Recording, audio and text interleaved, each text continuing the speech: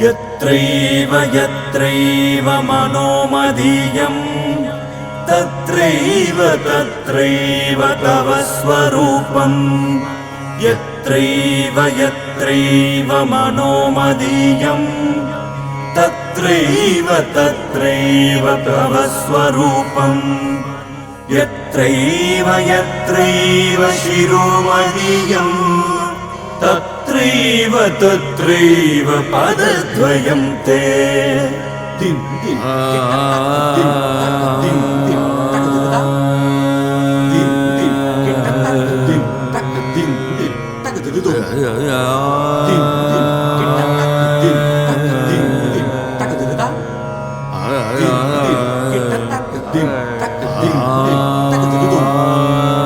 दिं दिं दिं दिं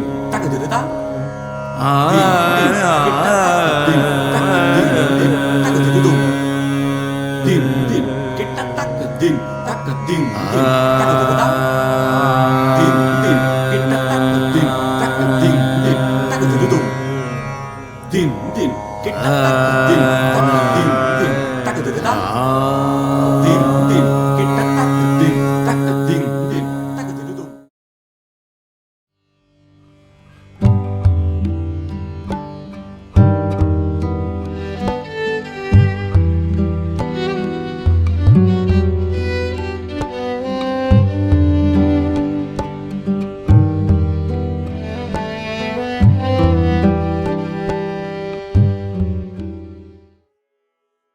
வெளியிலேருந்து பார்க்குறவங்களுக்கு நம்மளை மாதிரி ஆட்களை தெரியாது.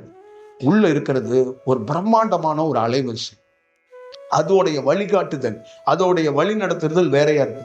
ஆனா அதே வேளையில அது என்ன சொல்லும்னா, உன் உடல் சார்ந்து, உன்னுடைய சக்கரம் சார்ந்து, உன்னுடைய சுவாசம் சார்ந்தும் நீ வளரணும், நீ வளர்த்துக்கணும், நீ உருவாகணும்.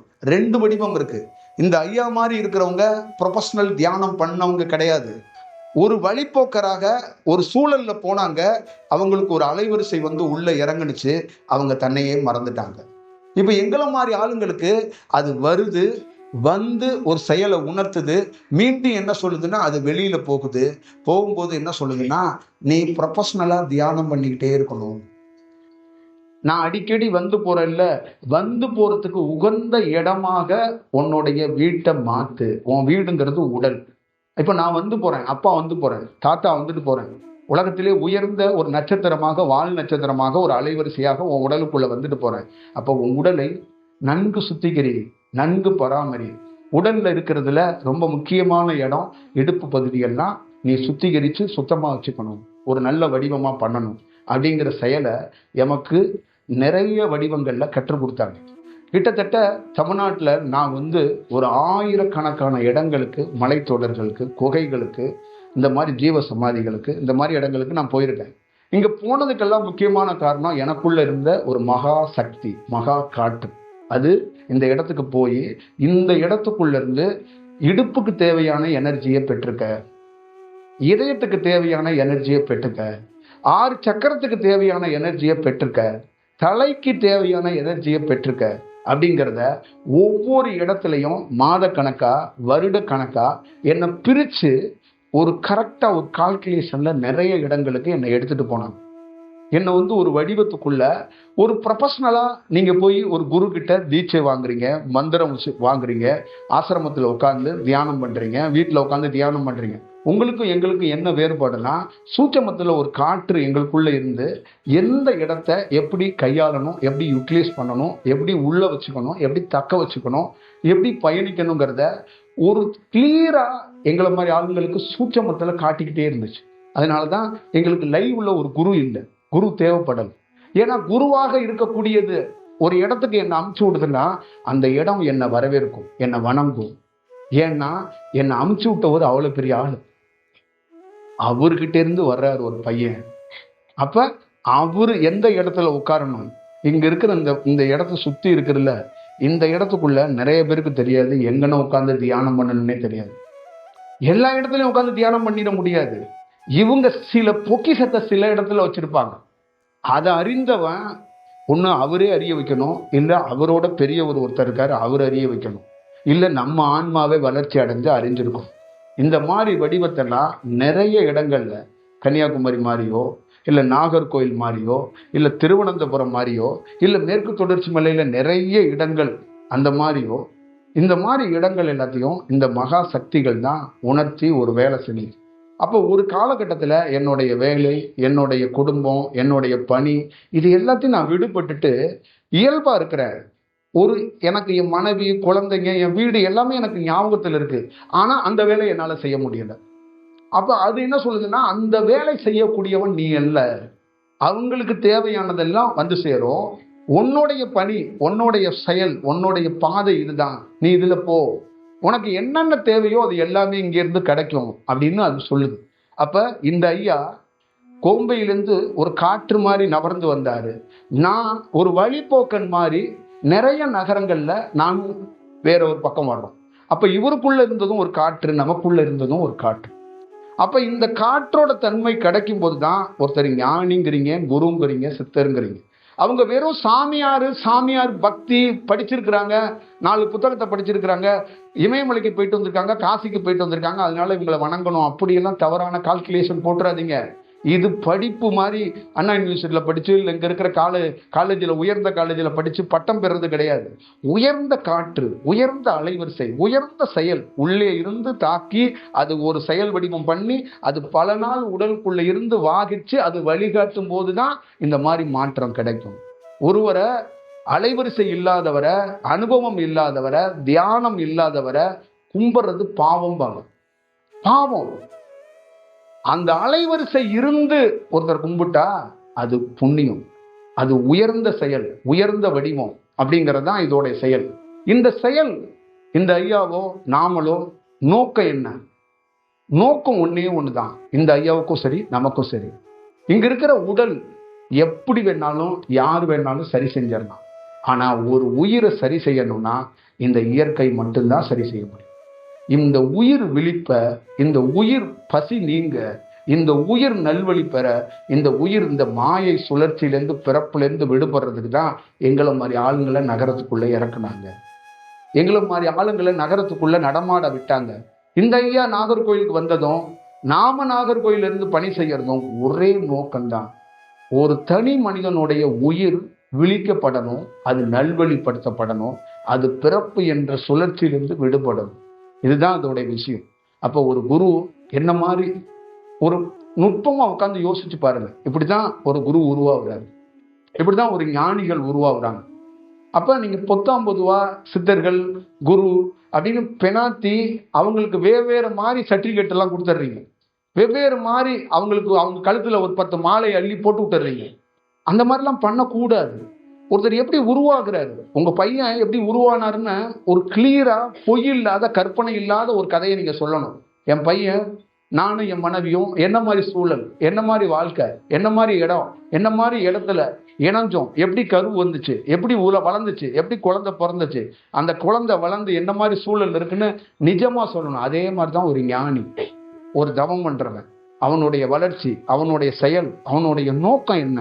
இந்த பிரபஞ்சம் ஏன் இந்த மாதிரி ஆளுங்களை இயல்பா நாங்கெல்லாம் ஊர்லயே சாப்பிட்டு சந்தோஷமா உங்களை மாதிரி வாழ்ந்துட்டு நானும் அங்க உட்காரலாமே, நாங்க ஏன் இங்க உட்கார்றோம் அப்படின்னா அதுதான் முப்பிறப்போட தொடர்பு. அந்த முப்பிறப்போட தொடர்பு என்னன்னா, என்னை யாருன்னே எனக்கு தெரியாம இங்க இருக்கிற ஒவ்வொருத்தருக்குமே தான் யாருங்கிறது ஒரு உடலை எடுத்துட்டோம்னா தெரியாதான், ஒரு மரத்துக்கு கூட தெரியாதான்.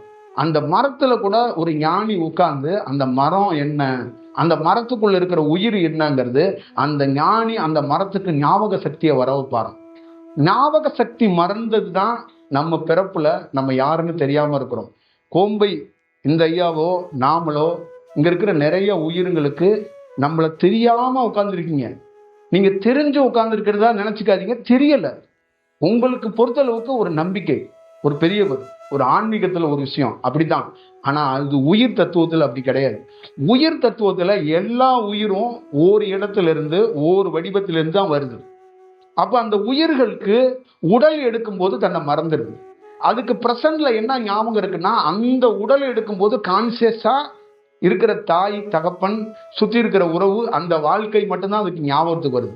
அது சில இடங்கள்ல விழிக்கும் போதோ, தியானம் கிடைக்கும் போதோ, சில சமாதிக்கு போகும்போதோ அது முருகனையோ, சிவனையோ, அல்லாவையோ, இயேசுவையோ ஆழ்ந்து போயிருது.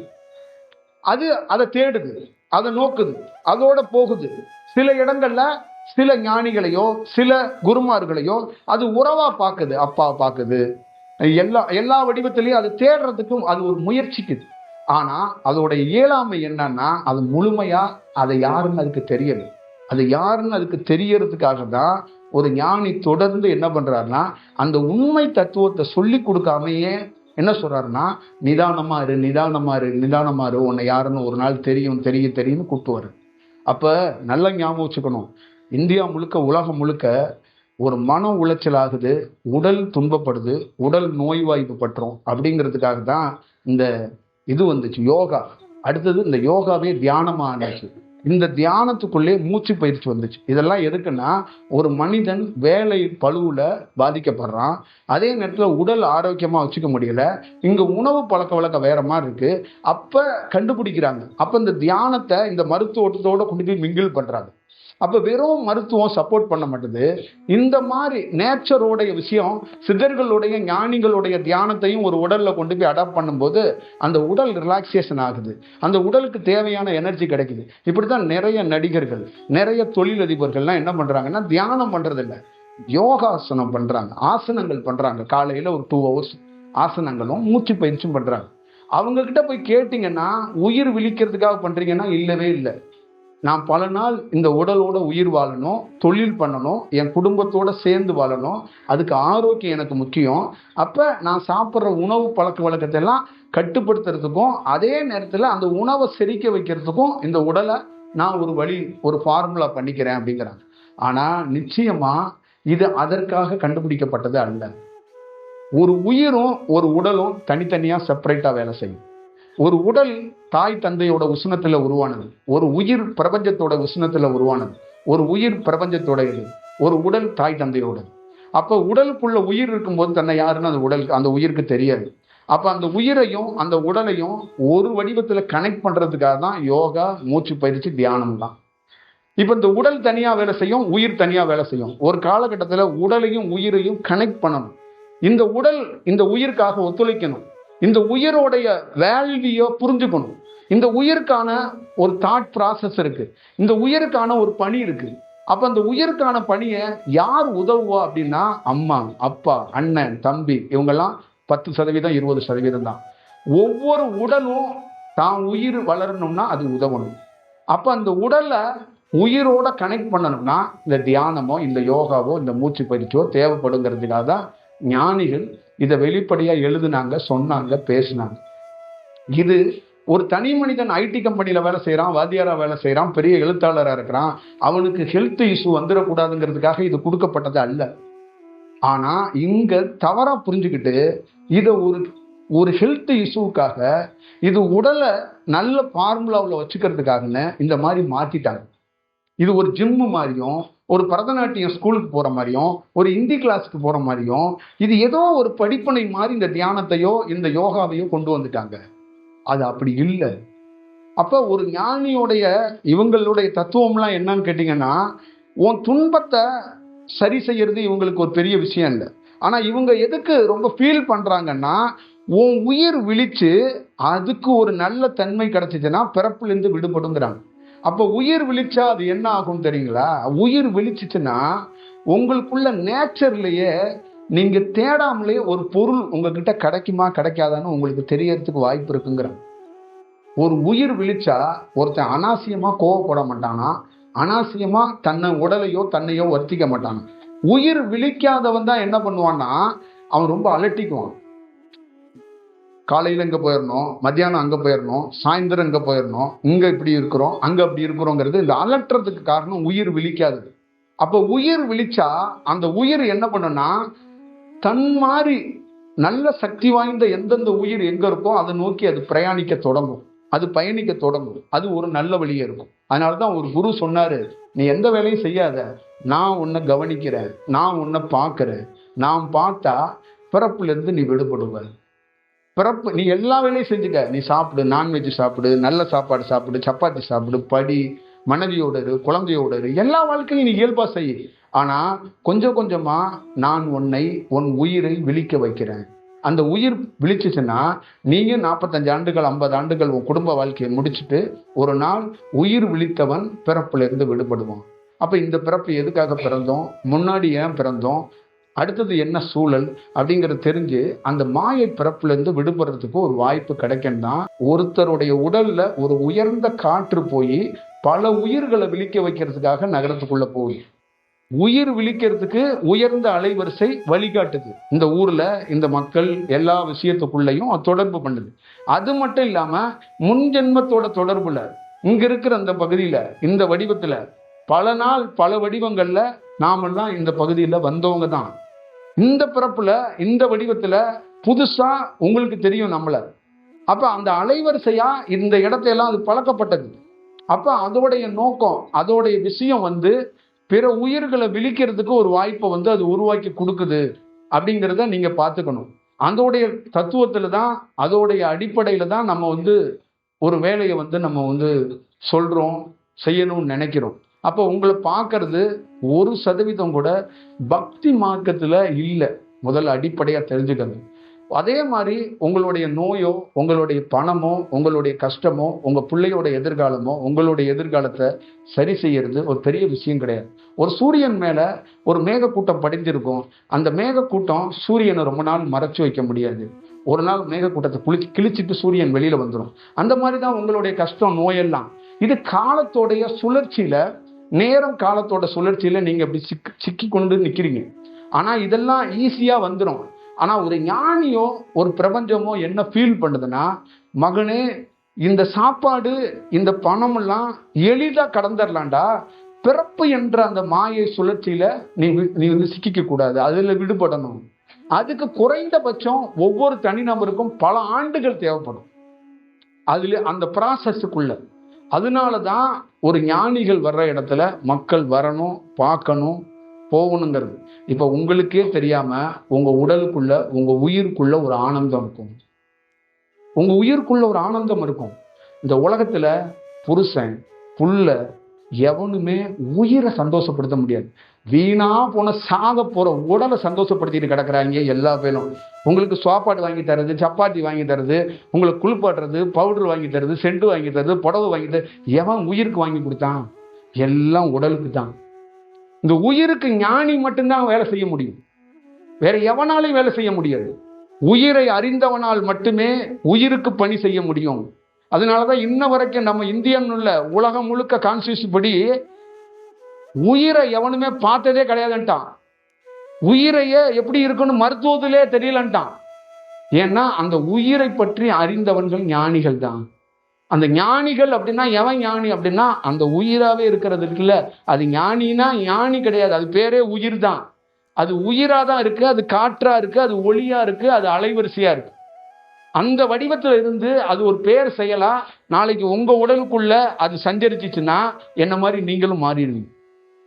உங்களுடைய வடிவமும் மாறி போயிடும். இப்ப பிரத்யேகமாக எங்கேயோ ஒரு இடத்துல ஒரு தியானம் கிடைச்சு நம்ம ஒரு பெரிய அறிஞர் மாதிரி தத்துவ மேதையா மாறுறோம்லாம் கிடையாது. ஒரு அலைவரிசை உங்களுக்குள்ள கிடைச்சிச்சுன்னா நீங்க மாறுறீங்கன்னு அர்த்தம், நீங்க மாற்றம் அடைகிறீங்கன்னு அர்த்தம், உங்களுடைய செயல்பாடுகள் மாறுதுன்னு அர்த்தம். அப்ப இந்த மாதிரி சந்திப்பெல்லாம், இந்த மாதிரி வடிவம்லாம் ரொம்ப அரிதான விஷயங்க. இந்த மாதிரி செயல்லாம் எங்களை மாதிரி மனித உடல் இருக்கிறது, இந்த உடலை விட்டுருங்க, எங்களை மாதிரி உள்ள இருக்கிற அலைவரிசை, இந்த உள்ள உட்கார்ந்துருக்க ஐயாவுடைய அலைவரிசை எல்லாம் ரொம்ப உலகத்துல ரொம்ப ரேர். இந்த மாதிரி எல்லாம் பார்க்க முடியாது. இதெல்லாம் ரொம்ப கடினம். இதெல்லாம் இதோட எல்லாம் மிங்கிள் ஆகிறது, டிராவல் ஆகிறது, ஒரு டிஸ்கஷன் பண்றதெல்லாம் கனவுல கூட நடக்காது. ரொம்ப கடினமான சவால்.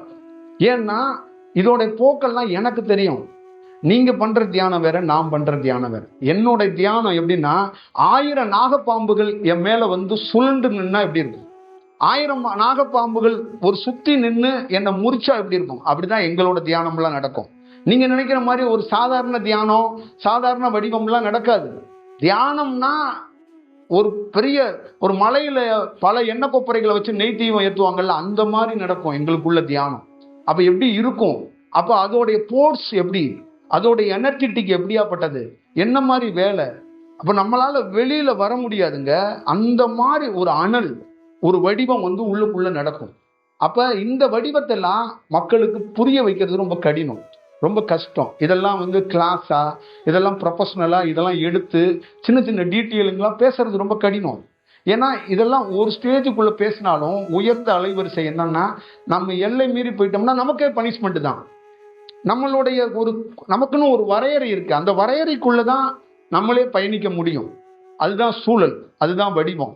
இப்ப என்னுடைய செயல்ல கொஞ்சோண்டு சித்தம் கலங்கிருச்சுன்னா அந்த அலைவரிசை தீவிரமா இருக்கும், சக்தி தீவிரமா இருக்கும், செயல்பாடுகள் தீவிரமா இருக்கும். ஆனா பேச்சு வராது, மௌனமா போயிருது.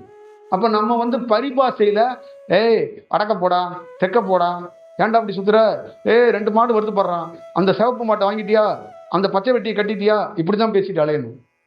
இதைதான் சொல்லிட்டு இருக்கணும். வீட்டு மேல சப்பாத்தி கிடக்குறா எடுத்துக்கிட்டியா, அப்படிதான் சொல்லணும். இதெல்லாம் பரிபாசைகள், புரியுதுங்களா? ஆமா, புளியை வாங்கி என்னடா அங்கேயே போட்டு வச்சிருக்க அப்படிம்பாங்க. புளின்னா நம்ம வீட்டில் இருக்கிற புளியை தேடுறது இல்லை, புளின்னா தங்கம். எல்லாமே வெவ்வேறு வடிவத்துக்குள்ள ஒன்று சொல்லுவாங்க. மண்ணள்ளி போட்டுட்டியா அப்படிம்பாங்க. மண்ணள்ளி போட்டுனா சோறு. இந்த மாதிரி வடிவங்களை சொல்லிக்கிட்டே இருப்பாங்க. அப்ப அவங்கள மாதிரி சில இடங்கள்ல போகக்கூடாதுன்னு தான் என்ன மாதிரி சில ஆளை பேச வச்சாங்க. அருணகிரி மாதிரி ஆளை பேச வைக்காம எழுத வச்சாங்க. மாணிக்க வாசகர் மாதிரி ஆளுகளை எழுத்தா கொடுத்தாங்க. அப்ப இந்த எழுத்தா கொடுக்கறதுக்கும் நாங்க பேசுறதுக்கு என்னன்னா, நாங்க விடிய விடிய பேசினாலும் உயிருக்காக தான் பேசுவோம். மாணிக்க வாசகர் நீ விடிய விடிய படிச்சாலும் உயிருக்காக தான் அதுல இருக்கும். அது உயிர் தான், அது உயிரோட தத்துவம் தான். இங்க இருக்கிற நிறைய பேரு நீங்க என்ன நினைச்சுக்கிறீங்கன்னா, உயிர் வெளிச்சா உன் வீடு மட்டும் வெளிச்சம் இல்ல, உன் நகரத்துக்கே வெளிச்சம். உன் தெருவில் குண்டு பல்பு போட வேண்டாம், மாநகராட்சியில வந்து பல்பு போடுவாங்கல்ல, அது உங்க வீட்டுல டீப் லைட் இருக்கலாம், அதெல்லாம் போடாத. உன் உயிர் வெளிச்சம், நீயே வெளிச்சம் தான். கரண்ட் பில் கட்ட வேண்டாங்கிறேன். உன் வீடே வெளிச்சமா மாறி போயிடும். நீ வந்து வீட்டுக்குள்ள 25 பல்பை போட்டு வச்சிருக்கிற, உனக்குள்ள இருக்கிற லைட்டை எவன் போடுவான்? உனக்குள்ள இருக்கிற சுவிட்சை எவன் போடுவான்? உனக்கு எவன் நீ நினைச்சுக்கிற அதுக்கு கரண்ட் பில் எல்லாம் பிரபஞ்சம் கட்டிக்கும். புரியுதுங்களா? அப்ப நல்ல ஞாபகம் வச்சுக்கணும், தனக்குள்ள இருக்கிற பல்பை எவனுமே போடுறதே கிடையாது. நீங்க எல்லாருமே மாணிக்க வாசகருடைய இதை படிக்கிறீங்க, ஒரு விஷயத்த போறீங்க, இதை உணர்ந்து செய்யுங்க. ஒரு நாள் உங்க உயிர் விழிச்சு உள்ள ஒரு வெளிச்சம் தெரியும் பாருங்க. அன்னைக்கு நீங்க வந்து வேற மாதிரி ஒரு சூழலை உணர்வீங்க. அதுதான் ரொம்ப முக்கியம்.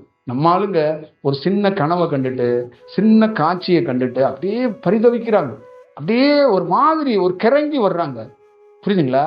ஒரு 1000 தோசைகள்ல பத்த வச்சு சூடா தூக்கி தலையில வச்சா எப்படி இருக்கும், அந்த மாதிரி நாங்கள்லாம் 1500 தோசைகளை தலையில தூக்கி வச்சுட்டு போயிட்டு இருக்கோம்.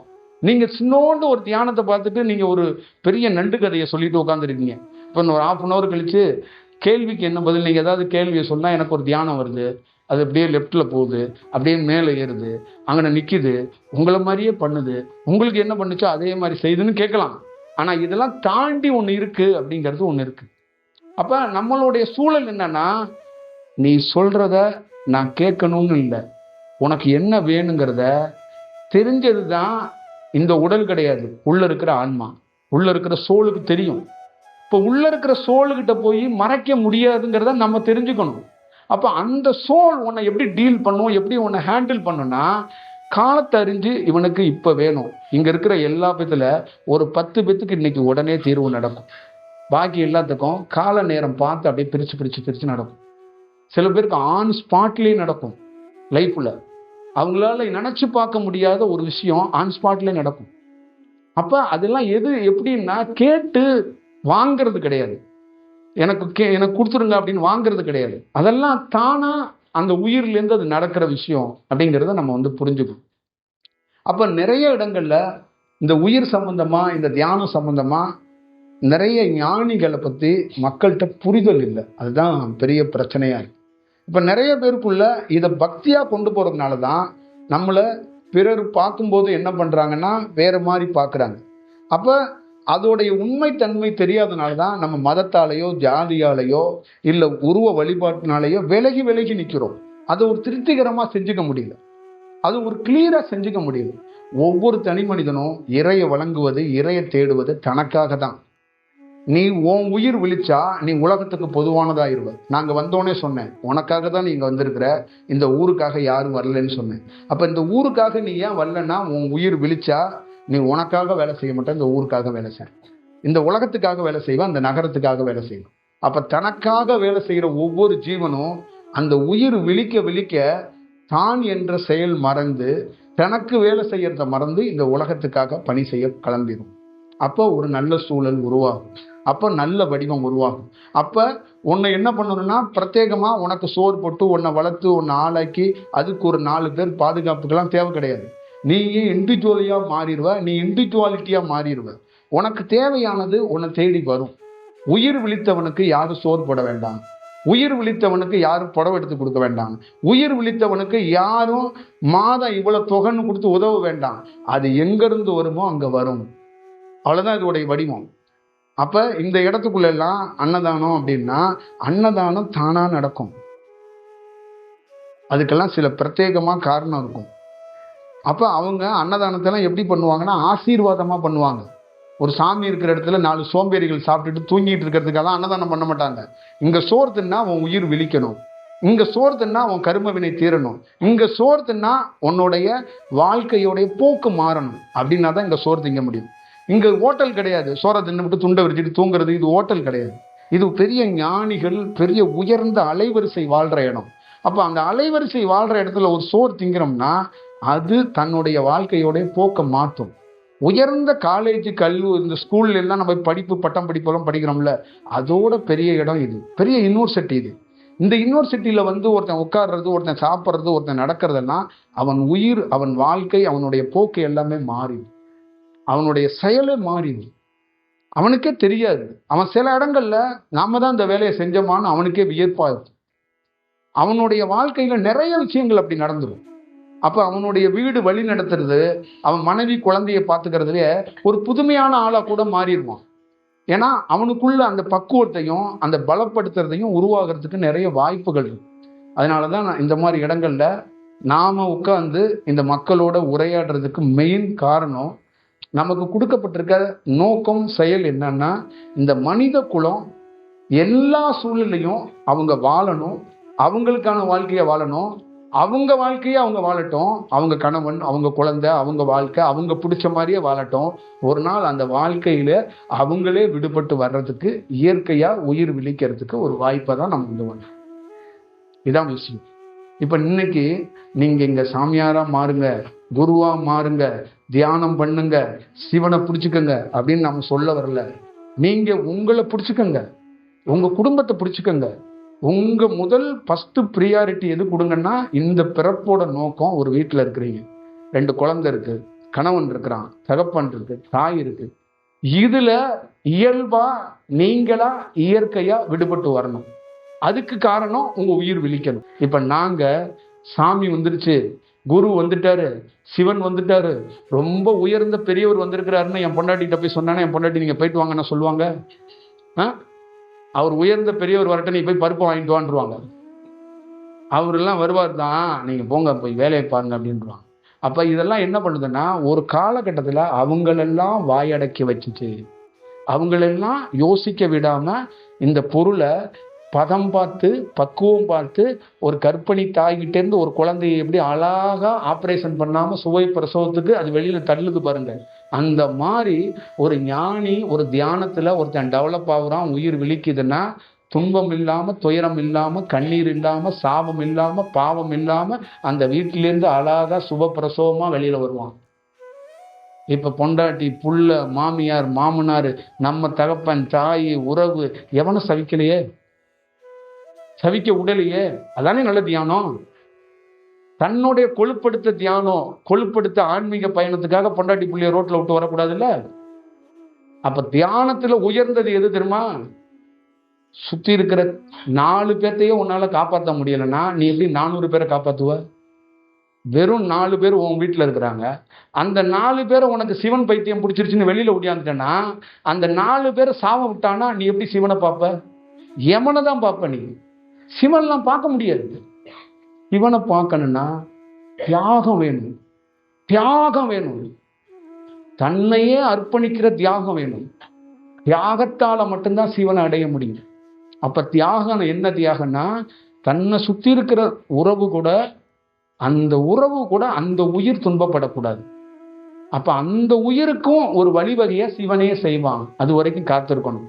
இதான் பாம்பன் சாமியோடைய வரலாறுல முருகன் பாம்பன் சாமிய வான் பண்ணி திட்டினாரு. திட்டிட்டு என்ன சொன்னாரு? பழனிக்கு நீ வரக்கூடாது. ஏன் வரக்கூடாது? சந்நியாசம் வேகமா வேணும்னு குடும்பத்தை துரத்துறதுக்காக அவர் ஒரு பொய் சொன்னார். அதனால உனக்கு சந்நியாச தீட்சை தர்றோம், அதே நேரத்துல உனக்கு பனிஷ்மெண்ட்டும் உண்டு. இந்த தியானத்துல நல்லா ஞாபகம் வச்சுக்கோங்க, இந்த பிரபஞ்சத்துல எல்லாரும் ஞானிகள் தான். ஆனா ஒவ்வொரு படிக்கட்டுலயும் உட்கார்ந்துருப்பாங்க. 18 படி, 18 சித்தர்கள்னா 18 நிலை. அங்கங்க ஒவ்வொருத்தன் ஒவ்வொரு படியில தான் உட்கார்ந்துருக்கிறான். எவனும் 15 படிக்கு மேல போறதே கிடையாது. காரணம், அவனுடைய அந்த இயலாமையில தியானம் உள்ள வந்தோடனே தன்னை மறந்துடுவாங்க. இங்க இருக்கிற நிறைய பேருக்குள்ள தியானம் வந்தோடனே தன்னை மறந்துடுவான். தன்னை மறந்துட்டு தனக்கு குரு வேணும், தனக்கு சிவன் வேணும், தனக்கு சாமி வேணும், தனக்கு பூசாரி வேணும், தனக்கு ஜீவசமாதி வேணும், தனக்கு கோயில் வேணும், எனக்கு அங்க போனாதான் நிம்மதியா இருக்கு, அவரை பார்த்தாதான் நிம்மதியா இருக்குலாம் வருவாங்க. அதையும் தாண்டி எல்லா சூழல்களையும் அந்த அரவணைக்கணும். எல்லா சூழல்களையும் ஒருத்தரை அனுசரித்து ஒரு கையில் குடும்பத்தை பிடிச்சிக்கணும், இன்னொரு கையில் தியானத்தை பிடிச்சிக்கணும். ஒரு கையில் நம்ம சூழல்கள், நம்ம வறுமை துன்பம் எல்லாத்தையும் அதுக்குள்ளே இருந்தால் அவன் வழிகாட்டுவான், அவன் பாதை காட்டுவான். அப்போ இந்த உலகத்தில் நிறைய பேர் தியானம் வந்தோன்னா அவசரப்பட்டு சுயநலமாக 2 காவி வேட்டி கிடைக்குது, 4 உத்திராட்ச கொட்டை கிடைக்குதுன்னு குடும்பத்தை விட்டுட்டு ஓடி போனவெல்லாம் இருக்கிறான். காசிக்கு ஓடி போனவன், ராமேஸ்வரத்துக்கு ஓடி போனவன் நிறைய பேர் இருக்கிறான். அங்கே போய் போன போட்டு சொல்லுவான், எனக்கு சாமி அழைச்சிட்டாரு, நான் இங்கே தான் இருக்கிறேன், நீ நம்ம குடும்பத்தை பார்த்துக்க, உன் ரூட்டு தனி என் ரூட்டு தனிமா.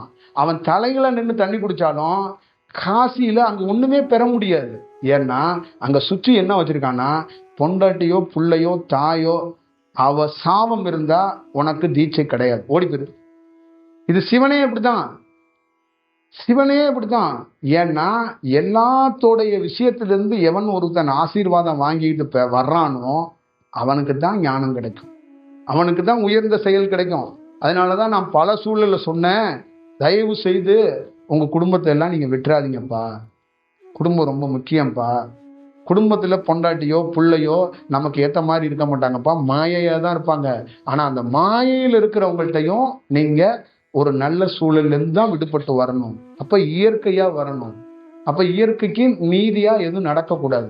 அப்போ ராகவேந்தருடைய வரலாறுல அவங்க மனைவி ஒரு தவறான முடிவு எடுக்கும் போது கூட திருப்பி என்ன ஆனிச்சு, வேகமா முடிவெடுத்து அந்த அம்மா என்ன பண்ணா, செத்து போயிட்டா. செத்து என்ன பண்ணா, பேயா தான் இருந்தா. அப்புறம் திருப்பி ராகவேந்தர் தண்ணி கொஞ்சம் தெளிச்சு போய் முத்தி அடைஞ்சு நல்லபடியா ஞானத்துக்கு வா அப்படின்னாரு.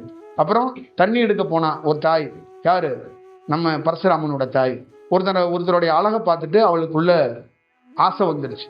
அப்ப ஆசை வந்தோன்னா அவங்க அப்பா என்ன சொன்னாரு, தம்பி, ஞானத்து பரம்பரையில ஞானத்துக்குரியருந்து வடிவத்திலிருந்து உன் தாய் வந்திருக்கிறா, ஆனா உனக்கோ எனக்கோ களங்கத்தை விளைவிக்க கூடாது, அவளுக்குள்ள ஆசை வந்துருச்சு, அப்ப அவளுக்கு நீ முத்தி கொடு. தலையை கொய்தாரு அப்படின்னு சொல்றாங்கல்ல, தலையை கொய்தல முத்தி கொடுக்கத்தாங்க. அப்ப முத்தி கொடுக்கணும்னா என்ன, முத்தி கொடுக்கணும்னா அந்த அம்மா ஆசைப்பட்டுருச்சுல, அவங்க ஒரு பிறப்பெடுக்கட்டும், மனித பிறப்பெடுத்து 2 குழந்தைக்கு தாயோ ஏதோ ஒரு சூழல்ல வரட்டும், அதுக்கப்புறம் அவங்க ஞானத்தை பெறுவாங்க அப்படின்னா பரசுராமன் தன் தாய்க்கு முத்தி கொடுத்தான். இந்த மாதிரி ஏகப்பட்ட விஷயம். அப்ப அருணகிரிநாதனுடைய வாழ்க்கையில பொண்ணு பொருள் இந்த விஷயத்தெல்லாம் இருக்குங்கிறதுக்காக பார்க்குற பொன்பையிலெல்லாம் பொண்டாட்டி மாதிரி நினச்சிக்கிட்டு அருணகிரிநாதர் வாழ்ந்தாருன்னா அவருடைய வாழ்க்கை இது. ஒரு இடத்துல அவர் துன்பப்படும் போது, துயரப்படும் போது, ஒரு இடத்துல இறக்கிறதுக்காக போகும்போது அவர் வாழ்க்கையில ஒரு திருப்பு முனையாக ஒரு காற்று உள்ள வந்து அவர் வாழ்க்கையை மாற்றி அவருக்கு ஞானத்தை கொடுக்குது.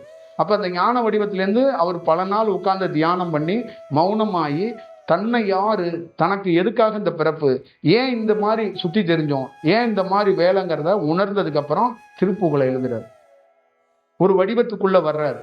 அப்ப அந்த வடிவத்திலிருந்து ஒரு உயர்ந்த செயலை, உயர்ந்த தத்துவத்தை அவர் பெறாரு. இந்த மாதிரிதான் எல்லா பேருடைய வாழ்க்கையிலையும் ஏதோ ஒரு சூழல்ல அவங்க தன்னுடைய பிறப்புடைய ரகசியம் தெரியாம தான் இங்க அத்தனை பேரும் உட்கார்ந்துருக்கிறோம்.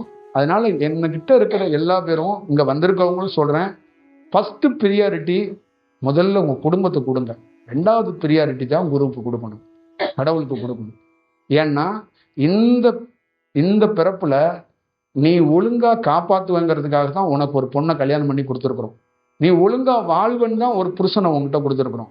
நீ ஒழுங்கா பார்த்துக்கோன்னு தான் 2 பிள்ளைய உன்னை நம்பி ஒப்படைச்சிருக்கிறோம்.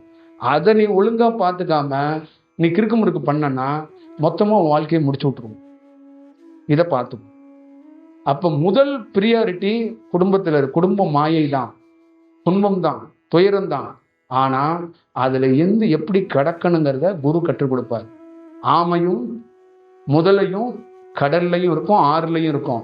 ஆனா எத்தனையோ சன்னியாசி குளிச்சிருக்கான். ஒரு சன்னியாசி கூட முதலையிட்ட கடி வாங்கினதே கிடையாது.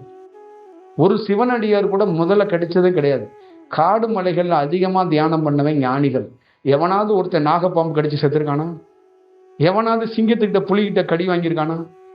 ஏன் இந்த சிங்கம், புலிகள், இந்த நாகப்பாம்பெல்லாம் இவங்களை கடிக்க மாட்டேது? சொல்லுங்க, நீங்களே சொல்லுங்க. இங்க வீட்டுல உட்காந்தா நீங்க கடிச்சு போடுறீங்க. தியானம் பண்ணா என்னையா இப்படி கண்ண முடிக்க உட்காந்துருக்கீங்க, கடிச்சு விட்டுறீங்க. ஆனா அங்க விலங்குகள் ஏதாவது கடிக்குதா? ஏன் கடிக்கலன்னா பர்மிஷனோட போனா கடிக்காது. பர்மிஷன் இல்லாம போனா அங்க வாழ்க்கை வேஸ்ட் ஆயிடும். அப்ப எப்பயுமே தியானம்ங்கிறது, இந்த இடத்துக்குள்ள நம்ம வர்றோம்னா இங்க இருக்கிற ட்ரஸ்டிங்க நமக்கு அனுமதி எல்லாம் கொடுக்க கூடாது. உட்கார்ந்துருக்காருல உள்ள, அவர் அனுமதிக்கு கொடுக்கணும். பாண்டு பத்திரம் அங்கிருந்து வாங்குவோம் நாங்க பர்மிஷன். அப்ப மேலேருந்து பிரபஞ்சத்திலேருந்து உத்தரவு அவர் நீங்க இங்க அமருங்க, ஒரு வேலை பண்ணுங்க அப்படின்னா தான் நம்ம பண்ணுவோம். இங்க இருக்கிறவங்க ஃபீல் பண்றாங்கிறதுக்கெல்லாம் நம்ம பண்ண முடியாது. அப்ப அதே மாதிரி நீங்க யாரிடம் பர்மிஷன் எப்படி வாங்கணும், எப்படி பெறணுங்கிறத கத்துக்கணும், காத்திருக்கணும், பொறுமையா வழி நடத்தப்படணும். அதனால தயவு செய்து இங்க இருக்கிற அத்தனை பேருமே உங்க வாழ்க்கையில முதல் பிரியாரிட்டி, முதல் ப்ரிப்பரேஷன் யாருக்கு கொடுக்கணும்னா உங்க குடும்பத்துக்கு கொடுங்க. குடும்பம் தான் என்னை பொறுத்தளவு கண்கண்ட தெய்வம். குடும்பத்திலிருந்து எவன் ஒருவன் ஜெயிக்கிறானோ அவன் ஞானத்திலையும் ஜெயிப்பான். அதனால குடும்பத்திலேருந்து நீ வெளியில வரணும்னா அது இயற்கையா வருவ. அதனால தயவு கூர்ந்து நட்டாத்துல குடும்பத்தை விட்டுட்டு யாரும் தவறான ஒரு செயல்பாடுகளுக்குள்ள வாழ்க்கையில எப்பயுமே யோசிக்காதீங்க. ஆன்மீகங்கிறதுக்காக கிடையாது, உங்க புற வாழ்க்கைக்கும் பிற வாழ்க்கைக்கும் தன்னை நம்பி வந்த ஒரு ஜீவன்களை ஏமாத்திராதீங்க. தன்னை நம்பி வந்த ஒரு பொருளை உதாசீனப்படுத்திடாதீங்க. மன கஷ்டம், பிடிக்கல, வாழ்க்கை சரியா இல்லைன்னா ஒரு டிஸ்கஷன், அது ஆரோக்கியமா 2 பேரும் தெரிஞ்சு ஒரு கிளாரிட்டியா பிரிஞ்சு போகணும். இல்ல 2 பேருக்குள்ளேயும் ஒரு சரணாகதியில உண்மை தத்துவத்துல அது கிளியரா ஒரு பரஸ்பரமா வெளியில போகணும். அதை நீங்க ஒரு உன்னதமா வச்சுக்கிட்டீங்கன்னா உங்க வாழ்க்கை உயர்ந்த நோக்கத்தை நோக்கி, உயர்ந்த செயலை நோக்கி போகும். நீங்க தமிழ்நாட்டிலேயோ மகாராஷ்டிராவிலேயோ இந்த உலகம் தோன்றிய காலத்திலேருந்து பார்த்தீங்கன்னா இந்த ராஜாக்கள்ல ஆரம்பிச்சு நம்ம அரசியல்ல ஆரம்பிச்சு இந்த குருவுக்கு துரோகம் பண்ணிடுவாங்க, வளர்த்து விட்டவன துரோகம் பண்ணிடுவாங்க. அவங்க எல்லாருமே இப்ப நல்லா வாழ்வாங்க. போக போக பார்த்தீங்கன்னா அவங்க குடும்பமே பூண்டாயிடும். ஒன்றும் இருக்காது, ஒண்ணுமே இருக்காது. இப்ப எல்லாமே ஊன்னு எல்லாம் பொங்கிக்கிட்டு கிடப்பாங்க. அவன் திருடனா இருந்தா கூட நம்மளை ஏற்றி விட்ட ஏனிய வணங்கணும், அதுக்கு ஒரு ரெஸ்பான்ஸ் பண்ணணும், அதுக்கு முறையா ஒரு அனுமதியை அதுகிட்ட சொல்லணும். அது ரொம்ப முக்கியம். அதனாலதான் இந்த உலகத்திலே ஒன்று வச்சான், தர்மம், சத்தியம் அப்படின்னு வச்சான். அவன் திருடனா இருக்கிறான், ஆனா அவன் தானே உன்னை ஏற்றி விட்டான், அவன் தானே உனக்கு வாழ்வு கொடுத்தான், அவன் தானே உனக்கு இடம் கொடுத்தான். அப்ப நீங்க அதை மறக்கக்கூடாது, அதுல கரெக்டா இருக்கணும். அப்ப ஏற்றி விட்ட அந்த ஏணியையோ வழிகாட்டி விட்ட குருவையோ மறந்தா அவன் என்ன பண்ணணும்? தப்பாயிருக்கும். அந்த மாதிரி இந்திய பாரம்பரியத்துல, உலக பாரம்பரியத்திலே ஒரு அரசியல்வாதிகள் பார்த்தீங்கன்னா ஒரு குருவா இருந்து ஒருத்தன் கை காட்டுவான், ஒருத்தன் பதவியில உட்கார வைப்பான். பதவியில உட்கார வச்சு 5வது நாள் 6வது நாள் அந்த பதவி சுகம்.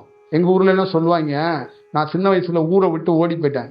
வீட்டில் ஓடி போய் சென்னையில போய் வேலை தேடுவேன். அப்ப வேலை கிடைக்காது, ஹோட்டல்ல போய் வேலை செய்வேன். அப்ப வேலை செய்யும்போது அப்படியே சோர்வாகி அவன்கிட்ட போய் வேலை கேட்பேன். எங்க மயங்கி கீழே விழுந்துருவாங்கன்னு எனக்கு வேலை கொடுத்துருவாங்க. நான் 4 நாள் வேலை செய்வேன். அப்புறமா எனக்கு பிடிக்காது. அப்புறமா அவங்ககிட்ட சொல்லுவேன், வேலை பிடிக்கல, நான் போறேங்க அப்படின்பேன். ஏன் அப்படிம்பாங்க. என்ன நிறைய பேர் வேலை வாங்குறாங்க, அது எனக்கு பிடிக்கல. எங்க ஊர்ல எல்லாம் அப்படி என்னை யாரும் வேலை வாங்கினதே இல்லை, எங்க அம்மா கூட என்ன வேலை வாங்கினது இல்லை, அதனால எனக்கு பிடிக்கலம்மா. அதுக்கு அவர் என்ன பதில் சொல்லுவார் தெரியுமா? நீ வரும்போது அப்படியே எலி மாதிரி சாகுற மாதிரி வந்த, இப்ப நல்ல சின்ன வெங்காயம் போட்டு சாம்பாரை சாப்பிட்டு சாப்பிட்டு ஒரு மாதிரி ஆயிட்டப்பா, அந்த சாம்பாரோட வேலை அப்படி பண்ணுது, திருப்பி பசி வந்தாதான் உனக்கு வேலை தேடுவ அப்படின்ட்டு ஓடுறா அப்படின்னு என்னை விரட்டி விட்டாங்க. அதே மாதிரி திருப்பி சென்னையில் 4 நாள் சுற்றி திருப்பி பசி, திருப்பி போய் வேலையை கேட்குறேன். அதே மாதிரி கதை தான் நம்ம ஆளுங்க அந்த 4 நாள் பதவியில் உட்காந்தோன்னா அவங்களுக்கு அந்த பதவி சுகம் வந்துடும். அப்புறம் என்ன பண்ணுவாங்க, கண்ணுக்கு தெரியவே தெரியாது யாருமே, அந்த வளர்த்து விட்டவன், இந்த உருவாக்குனவன் யாரும் தெரியாது. அவங்களுக்கு தெரியறதெல்லாம் அந்த அதிகாரம், அந்த போதை, அந்த விஷயம், டெக்னிக்கு, இதெல்லாம் ராஜதந்திரன் வேற சொல்லிக்கிறாங்க நம்ம ஆளுங்க. அவர் பெரிய ராஜதந்திரிங்க, அவர் பயங்கரமான ஆளுங்க அப்படிங்கிறாங்க. இதெல்லாம் எங்க போகும்னா, ஒருத்தன் மட்டும் கிடையாது, அவனை சார்ந்த வம்சாவளியே அழிஞ்சிருவாங்க. இந்த மாதிரி சோழ வம்சத்துல இருக்கு, இந்த மாதிரி பாண்டிய வம்சத்துல இருக்கு, இந்த மாதிரி செங்குட்டுவனுடைய வம்சாவளியில இருக்கு, இந்த மாதிரி உலகத்துல எத்தனையோ வம்சாவளியில எத்தனையோ வடிவத்துல இருக்கு. பட்டினத்தான் கூட கரெக்டா ஒரு கதையை சொன்னா, எல்லாத்தையும் திறந்துட்டு ராஜாவா நீ வந்தியாடா, கடைசியில் இந்த ஒரு நாயை தூக்கிட்டு சுத்திட்டு இருக்கியாடா, நாயை நீயே ஒரு நாய், உனக்கு இன்னொரு நாயா, நாய் மேல ஆசைப்பட்டா கூட பாவம் தான், அது செயல் தான். அதனாலதான் ஞானிகள் பார்த்தீங்கன்னா பூனை, நாய், எலி இதெல்லாம் எதையுமே வளர்க்க மாட்டாங்க. அதுங்களா ஓடி வந்து வேணா உட்காந்துக்குமே வந்து, அவன் இந்த மயிலிருந்து பாம்புல எதையும் வளர்க்க மாட்டான். அவன் எல்லாத்தையும் விட்டு விடுபட்டு தான் இருப்பான். எதையாவது ஒன்று பிடிச்சிக்கிட்டீங்கன்னா அது பாவங்கிறாங்க. அப்ப எதையுமே பிடிக்க கூடாது, இண்டிவிஜுவலா நிக்கணுங்கிறான். ஞானம்ங்கிறது என்னன்னா, உனக்கு ஞானம் வந்ததுக்கு அப்புறம் இண்டிவிஜுவலா நிக்கணும், வீட்டுல இருக்கணும். ஆனா யாரோடையும் அந்த உறவாவோ அந்த பந்தமாவோ இருக்கக்கூடாது. அப்ப இத யாரால கத்துக்க முடியும்? அப்ப முருகன் இருப்பாரு, கடவுள் முருகன் ஒருத்தர் இருக்காருல்ல, வேலு மயில் பாம்பு, அவர் சுத்தி இருக்கிற இந்த செட்டப் எதையுமே அவர் தொடாம மாதிரிதான் இருப்பார். அதனாலதான் அந்த முருகன் தத்துவமா அவரால் இருக்க முடியும். இதெல்லாம் என்னுடைய சொந்தம், இதெல்லாம் என்னுடைய பொருள் அப்படின்னா அது ரொம்ப கடினம். புரியுதுங்களா? அது ரொம்ப சவால். அப்ப இந்த மாதிரி ஒரு கம்பு எனக்கு மலேசியாவில் கிடைக்கும் போது, அந்த நம்ம ஊர்ல இருக்கிறோம், நம்ம ஊர்ல இந்த மாதிரி எத்தனை நகரங்கள்ல எத்தனை மலைத்தொடர்களுக்கு நான் போயிருப்பேன். ரொம்ப நீங்களாம் கற்பனை பண்ணி பார்க்க முடியாத டீப்பஸ்ட் மலைத்தொடருக்கெல்லாம் நான் போயிருக்கேன், குகைகளுக்கெல்லாம் போயிருக்கேன். அப்ப அங்கெல்லாம் அமானுஷ்யத்தோட உச்சம், இறையோடைய நிறைய உச்சம், அதெல்லாம் நான் பேசவே இல்லை. ஏன்னா பேசுனா அதுல ஆசை நிறைய வந்துடும். ஓ, கடவுள் தத்துவத்துல இப்படி இருக்குமா இருக்கு, சித்தர்கள் சக்தியெல்லாம் இப்படி இருக்குமா இருக்குன்னு நிறைய மக்கள் நினைச்சிருவாங்கன்னா அதெல்லாம் நம்ம பேசுறதே கிடையாது, அதெல்லாம் தவிர்த்தறோம். அப்ப இந்த மாதிரி எவ்வளோ மலைத்தொடர்கள்ல எனக்கு எந்த பொருளும் கிடைச்சதில்லை. ஆனா இது மலேசியாவில் இந்த பொருள் கிடைக்கும் போது, இந்த கம்பை வைக்கும் போது, இந்த கம்பை எடுத்துக்க சொன்னிச்சு. இந்த கம்பை எடுத்து வச்சுக்கிறதுக்கு ஒரு குரல் வந்து ஒலிச்சுக்கிட்டே இருக்கு. அப்போ இந்த கம்பை எடுக்கும்போது என்ன சொன்னிச்சுன்னா, இது காரணமாக தான் எடுக்க சொல்கிறேன், இந்த கம்பை நீ எவ்வளோ நாள் வச்சிருக்கணுமோ வச்சுக்க, எங்கே கொண்டு போய் கடைசியாக வைக்கணுமோ அதையும் நான் சொல்லிடுறேன்னு சொல்லிச்சு, இடத்தையும். அப்போ கொடுக்கும்போதே என்ன சொன்னிச்சுன்னா, அதுக்கு முடிவையும் அது சொன்னிச்சு. இது முடிவு எப்போ, இது எங்கே கொண்டு வைக்கணுமோ அங்கே வச்சிரு. அப்போ இது ஏன் உன் கையிலன்னா, இதுக்கு ஒரு காரணம் இருக்கு, இனி இது வச்சுக்க, இது இந்த இடத்துல இந்த சூழல்ல நீங்க இருக்கணும். இப்ப நான் இருக்கிறேன், இறைவனால கொடுக்கப்பட்ட வாய். ஆனா இது எதுக்கு? இது பிற செவிலுக்கு கேட்கறங்கிறதுக்காக இது. அதே மாதிரி சக்தி உள்ள இருக்கும், ஆனா அதை தாண்டியும் இது என்னன்னா இது வேற வடிவம். அப்ப அந்த சக்திக்கு இன்னொரு மகுடம் சுட்டி இன்னொரு வடிவத்துல இது கையில இருக்கணும். அப்ப இதேதான் முருகன்கிறவன் சக்தி. அவன்கிட்ட வேல் மயில் பாம்பெல்லாம் இன்னொரு வடிவமா இந்த மாதிரி ஒருத்தன் சக்தியோட ஒருத்தன் வந்தான்னா அவன் பின்னாடி இந்த மாதிரி ஒரு 4-5 ஜீவன்கள் தோன்றும், 4-5 ஜீவன்கள் இருக்கும். அது குறியீடாக அது மக்களுக்கு காட்டப்படுறது, அது தெரிஞ்சுக்கணும் அப்படிங்கிறதுக்காக தான் இதோட விஷயம். அப்ப நீங்களே என்ன நினைச்சீங்கன்னா, ஒரு சாமியார்னா ஏதோ ஒரு குச்சியை ஒன்று தூக்கிக்கிறாங்க, இல்லைன்னா ஒரு கமண்டலம் மாதிரி ஏதோ ஒரு குண்டான ஒன்று தூக்கிக்கிறாங்க, இந்த தாடியை வளர்த்துக்கிறாங்க, தலையில முக்காடை போட்டுக்கிறாங்க. இதெல்லாம் என்னன்னு நினைச்சீங்கன்னா, தயவு செய்து உங்களுக்கு சொல்றேன், இந்த தாடி, இந்த முடி, துணி, இது எல்லாமே ஒரு மனிதன் தியானத்துல வளர வளர ஒவ்வொரு படியிலையும் அவனுடைய வடிவத்தை இந்த பிரபஞ்சத்திலேருந்து இந்த மாதிரி ஒரு சூழலை அது இயற்கையா மாத்தி காட்டும். அப்ப ஒருத்தருடைய வடிவம் மாற மாற மாற மாற அவருடைய அந்த உடையே மாறும், அந்த வடிவம் மாறும். அதுதான் அதோடைய செயல் வடிவம். அப்ப பாம்பு தோலை உரிக்கிறது வளர்ச்சியில மட்டும் கிடையாது, அதுக்குள்ள இருக்கிற பரிணாம மாற்றம், பரிணாம வளர்ச்சி, அதுதான் அதுக்குள்ள இருக்கிற முக்கியமானது. இங்க பல பேருக்கு தெரியாது. உதகை மண்டலத்துல, கொடைக்கானல்ல, அங்க நம்ம அரபு கண்ட்ரிலெல்லாம் இந்த உறைப்பனி எல்லா வருடங்களோட இப்ப அதிகமா இருக்கு. இந்த உறைப்பனிக்கு நான் தான் காரணம்னு யாருக்குமே தெரியாது. இந்த உறைப்பனிக்கான முக்கியமான வடிவமே நம்ம தான் அப்படின்னு தெரியாது. ஏன்னா இந்த உறைப்பனிக்கும் நமக்குள்ள இருக்கிற வளர்ச்சிக்கும் நமக்குள்ள இருக்கிற அந்த அலைவரிசை சக்தியோடைய வெளிப்பாட்டுக்கும் என்னன்னு தெரியாது. அப்ப இந்த உறைபனி சும்மா கொடைக்கானல்லையும் ஊட்டியிலையும் கொட்டிக்கிட்டு இருக்குது, இந்த துபாயில கொட்டிருச்சு, அரபு கண்ட்ரியில நிறைய பாலைவனம் ஃபுல்லா அந்த உறைபனி இருக்குன்னா உறைபனி சும்மா இருக்காது. ஒரு வால் நட்சத்திரம் தோன்றி இருக்குன்னா சும்மா தோண்டாது. இதெல்லாம் ஏன் தோன்றுதுன்னா ஒரு தீவிரமான ஒரு அலைவரிசை இந்த பூமிக்குள்ள உலா வருது, இந்த பூமிக்குள்ள ஒரு வேலை செய்யுது. அது அலைவரிசை, அது வடிவம். இது இந்த மாதிரி நான் இப்ப கிடையாது.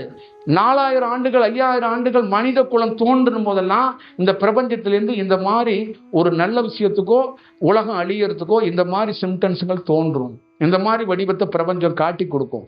இந்த வடிவத்தை யாருக்காவது தெரியுமா? தெரியாது. அப்ப அந்த உறைபனிங்கிறது ஒரு மனிதன், உறைபனினா என்னன்னே நிறைய பேருக்கு தெரியாது. உறைபனினா என்ன? உறைபனினா ஒவ்வொரு மனிதனுக்குள்ளேயும் ஊட்டியில போய் கொடைக்கானல்ல போய் குடும்பத்தோட போய் சுற்றுலா போறான், அது கிடையாது. உறைபனினா சமாதி நிலைன்னு அர்த்தம். நிறைய பேருக்கு தெரியாது.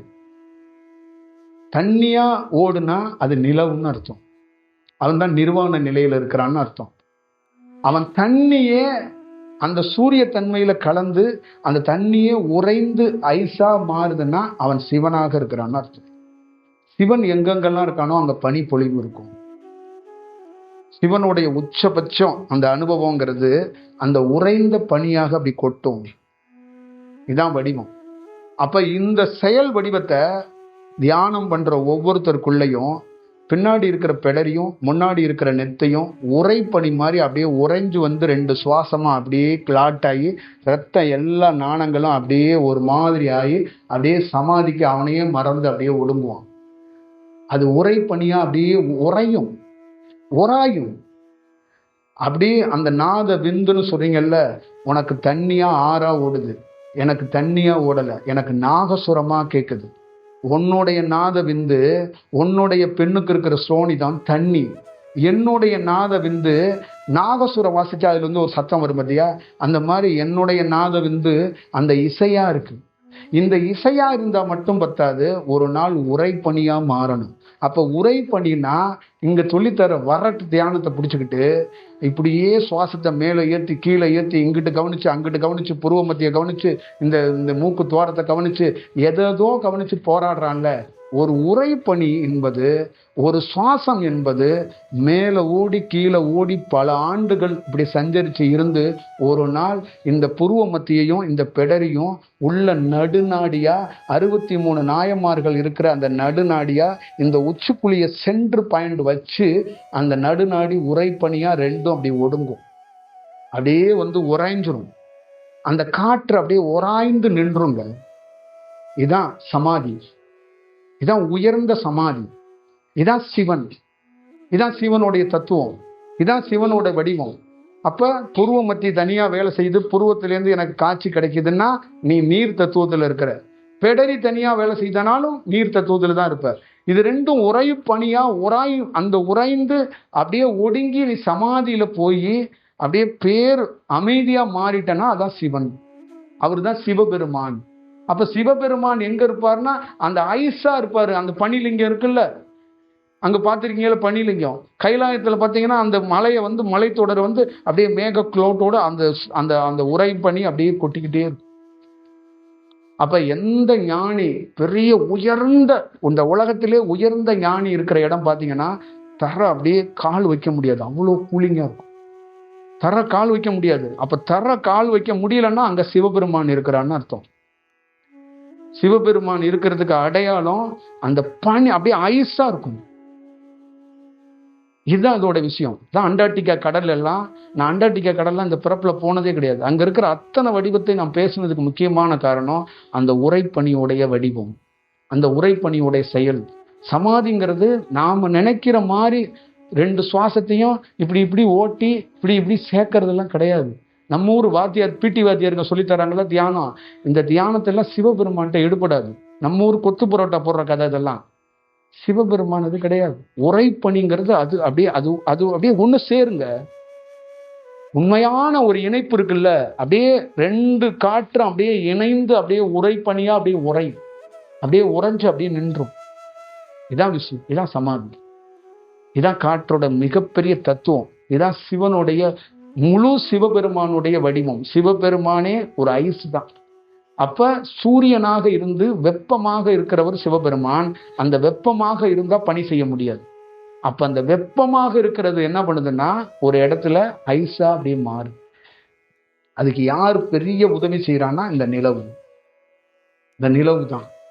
அப்ப இந்த உலகம் முழுக்க சுழற்சி நிலவால் நடக்கும், படைப்பு நிலவால் நடக்கும்.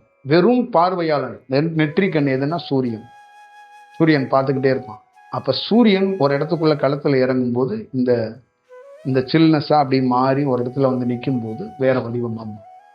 அப்ப ஒரு உயர்ந்த தியானத்துல உயர்ந்த வடிவத்துல நிறைய பேர் அடைந்தது இப்படிதான். அதுக்கு நிறைய பேர் இந்த சுவாசமா ஒடுங்கி இருக்கு, சுவாசமா உள்ள இணைஞ்சிருக்கு. ஆனா உரைப்பணியா சிவன் தத்துவமா நிறைய பேர் ஒடுங்கல. அது ரொம்ப முக்கியம். அது பெரிய ப்ராசஸ், பெரிய பணிங்க. இடுப்புல பின்னாடியும் முன்னாடியும் ஒரே நேரத்துல இணையணும். இதயத்துல பின்னாடியும் முன்னாடியும் ஒரே நேரத்துல இணையணும். தலையில பின்னாடியும் முன்னாடியும் ஒரே நேரத்துல இணையணும். இதெல்லாம் சாத்தியப்படுத்துறதுங்கிறது வாய்ப்பு இருக்கா அப்படின்னா நமக்கே தெரியாது. இதெல்லாம் மக்கள்கிட்ட நம்ம பேசக்கூட கூடாது. ஏன் இதை பேசுறோம் அப்படின்னா இந்த காலத்துல இந்த மக்களுக்கு இந்த குரல்ல கேட்கப்படணும் அப்படிங்கிறது ஒன்றும். இன்னொரு விஷயம், இந்த மக்கள் மூட நம்பிக்கையில தியானத்து மேல தவறான ஒரு காதல்ல ஒரு புரிதல்ல குண்டலினி சக்தி, சக்கரம், நெற்றிக்கண்ணு, இந்த பெரிய தில்லாலங்கடி வேலைகளை பார்த்துட்டு நல்ல அதுக்குள்ளே வாழ்ற நம்மள மாதிரி ஆளுங்கள்ட்ட வந்து கோலமாவு கதையை சொல்றது. நம்மளே அதுக்குள்ளே கடக்கிறவங்க, நமக்குள்ள இருக்கிறவன் நான் தியானம் பண்றவன் கிடையாது, எனக்கே தியானத்துல ஒரு எக்ஸ்பர்ட் ஒரு பெரியவர் உள்ள தூங்கிட்டு இருக்கிறாரு, நம்மகிட்டே வந்து உட்காந்து கோலமாவு கதையை சொன்னாங்கன்னா நமக்கு எவ்வளவு வேதனையா இருக்கும், எவ்வளவு ஃபீலா இருக்கும், எவ்வளவு கடினமா இருக்கும். இன்னொரு காலகட்டத்துல இன்னொரு வடிவத்துல இங்க இருந்து சொல்லாம இன்னொரு இடத்துல சொல்றேன். குண்டலினா என்ன, சிவலிங்கம்னா என்ன, எப்ப குண்டலினி சக்தி என்ன வடிவத்துக்குள்ள மாறணும். இந்தியாவில் உலகத்துல நிறைய பேர் வேலை செய்யறாங்க, குண்டலினி சக்தியா வேலை செய்யறாங்க. அந்த குண்டலினி சக்தி என்ன வடிவத்துல மாறணும், குண்டலினி சக்தி என்னவா இருக்கு, எப்படி இருக்கு, அது என்ன மாதிரி செயல்பாட்டு இருக்கு. அப்ப இந்த சிவலிங்கம் இங்க வச்சிருக்கிறாங்க. இந்த ஐயா தலையில சிவலிங்கத்தை வைக்க வேண்டிய காரணம் என்ன, எதை நோக்குது, எதை சொல்றாங்க? ஒரு 10 பேர் சொல்லுங்களேன். இந்த சிவலிங்கம் ஏன் சமாதி மேல அவங்க தலையில தான் வச்சிருப்பாங்க, ஏன் வச்சிருக்கிறாங்க? மைக் இருந்தா கொடுங்கப்பா.